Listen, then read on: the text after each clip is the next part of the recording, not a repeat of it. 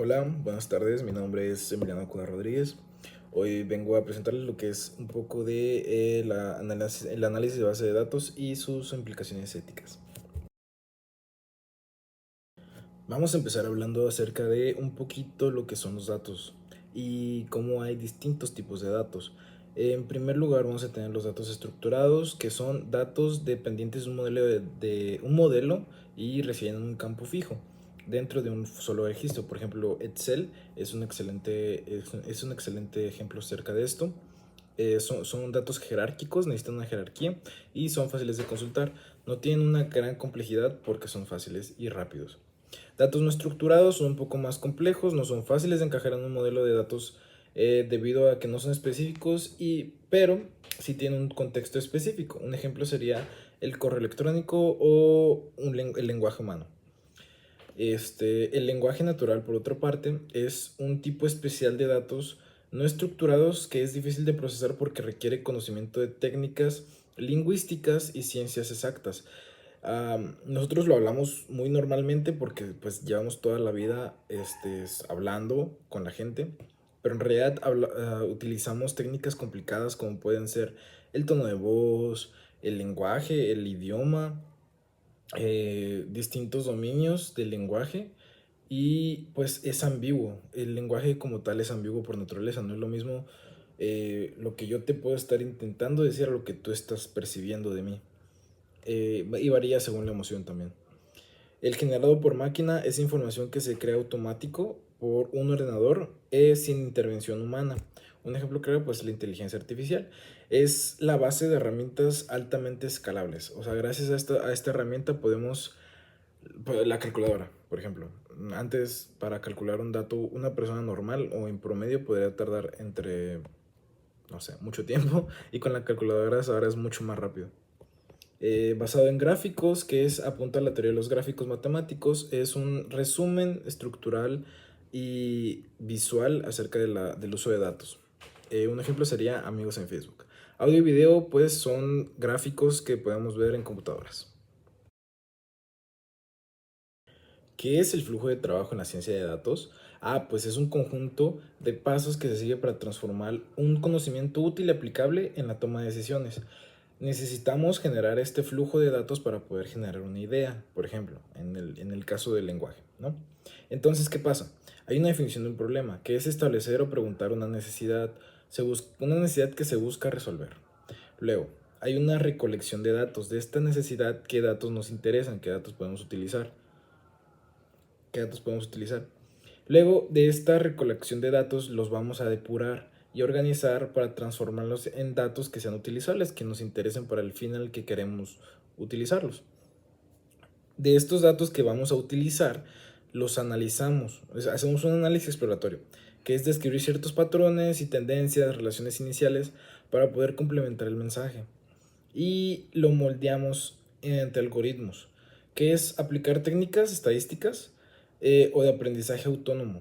En el caso de las computadoras, en el caso de los seres humanos, pues ya tenemos ciertos patrones prehechos o predichos para generar una idea concreta o concisa. Luego evaluamos el desempeño, medimos el desempeño y la validez de los modelos. Después visualizamos y comunicamos. Presentamos los resultados de manera clara para que se pueda formar una decisión recíproca, o sea, hacia el fin. Y por último, la retroalimentación e implementación. Es cuando corremos el modelo, vemos que está funcionando y recibimos una respuesta. Ahora vamos a ver un poco de cuáles son las etapas que son necesarias para la implementación de este flujo de información. Etapas. Es qué pasa con los datos en ciertas zonas del flujo. Entonces, tenemos que en la recopilación de datos se extraen los datos como ya habíamos hablado anteriormente. También se genera una preparación de datos que se llama procesamiento o primer procesamiento. Se depuran y se ordenan los datos de manera posible para eliminar los posibles erróneos o redundancias. Luego hay una entrada de datos, que son los datos limpios, que entran a su destino y es un lenguaje comprensible y utilizable. Un procesamiento, que es cuando el segundo procesamiento, que es cuando los datos son introducidos en un orden para ser procesados e interpretados y para poder generar patrones, de manera que al momento de la salida e interpretación de datos, los datos finalmente sean utilizables para que los científicos, o sea, para que los científicos o las personas que vayan a recibir esta información puedan entender el mensaje. Y una vez que se utiliza el mensaje, se almacenan estos datos, de forma que los almacenamos para poder utilizarlos en un futuro. Y es muy importante este paso, o es fundamental, porque en la mayoría de los gobiernos se utiliza este punto para verificar y rectificar que todo esté en orden y no estés incumpliendo ninguna ley. ¿De qué manera puedes recopilar los datos? Pues hay distintas maneras de poder recopilar los datos. Ya hablamos del procesamiento, ya hablamos de qué pasa, ya hablamos de las etapas y del flujo. Ahora, ¿cómo vamos a obtener estos datos? Mediante encuestas para obtener información directa, mediante entrevistas para recalcar en esta información directa y ser más incisivos, mediante observación, un evento meteorológico, un evento social, un evento de entretenimiento. Observamos y hablamos. Experimentos, que es generar un estímulo para poder regenerar una respuesta. Registros institucionales, como son las bases de datos de empresas, gobiernos, hospitales, etc. Sensores y depósitos electrónicos, como el GPS. Fuentes digitales, como las redes sociales, páginas web, etcétera, etcétera, etcétera. O datos secundarios, como pueden ser artículos científicos, reportes estadísticos, censos, que complementan los otros datos ya mencionados. Y en qué formato los vamos a encontrar también es importante. ¿Por qué? Porque pues no es el mismo formato para todos los datos. Depende también si son estructurados, no estructurados, semiestructurados, documentos, formatos estadísticos o formatos geoespaciales, ¿no? Entonces, como ejemplos claros, Excel, estructurados, no estructurados, imágenes, videos, audio, correo electrónico, etcétera.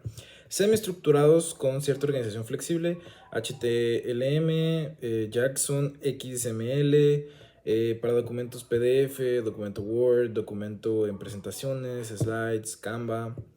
Formatos estadísticos, SPSS o StatData, y geoespaciales como Sheffields o GeoJSON.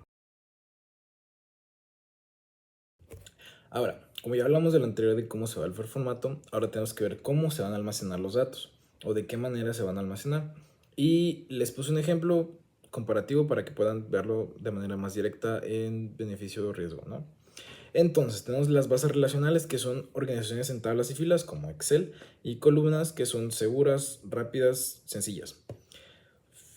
Excel es la más conocida. Bases de datos no relacionales como Cassandra, ideales para datos estructurados o semiestructurados. Archivos locales como Excel, CBS, JSON, XLM también pueden ser utilizados. Servicios de almacenamiento en la nube como Google iCloud, como Azure, permite una gran capacidad y pues el acceso remoto que nos permite la nube.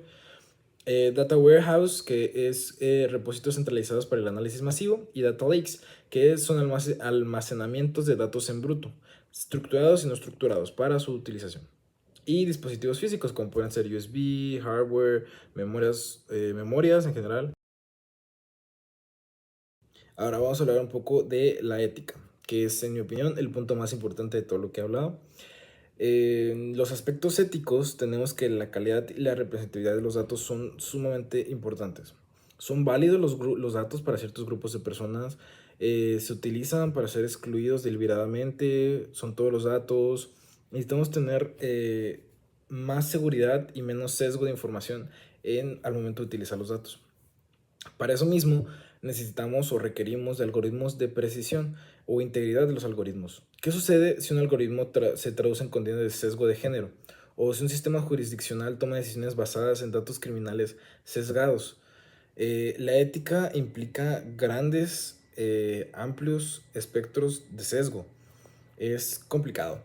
Propósito y el uso responsable de datos. No basta con recopilar los datos, necesitamos saber por qué se utilizan, para qué se utilizan, quién los utiliza y cómo pueden influir en las personas a grandes masas. Por ejemplo, si se van a utilizar en campañas políticas, si se van a utilizar para publicidad, etcétera, etcétera, etcétera. Y por lo mismo se relaciona con la transparencia y la generalidad de confianza social. ¿Por qué? Porque mientras más transparente sea un grupo de personas o un grupo empresarial, va a tener mejor reputación, y en cuyo caso contrario pues va a tener peor reputación, que puede generar pérdidas increíblemente significativas económicamente y de credibilidad de la empresa, como por ejemplo Facebook. Hace poquito tuvo un problema de como 50.000 millones de dólares por, eh, por eso, por problemas éticos, que pues se relaciona con el punto que estoy mencionando posteriormente, que pues es el enfoque actual de las empresas en la ética y la comunicación honesta con los gobiernos. ¿Por qué? Porque el evitar la ética o abolir la ética tiene implicaciones monetarias, que pues nadie quiere tener implicaciones monetarias.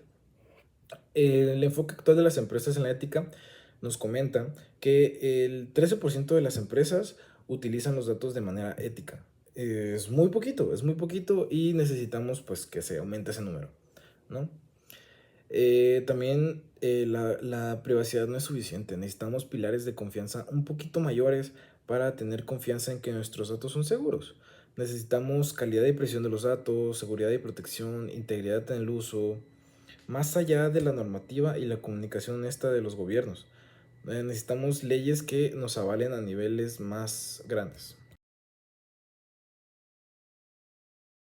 Sin más por añadir, gracias por su atención. Espero que les haya gustado mi presentación y les adjunto mi correo electrónico en caso de que tengan alguna duda. Pero gracias por todo.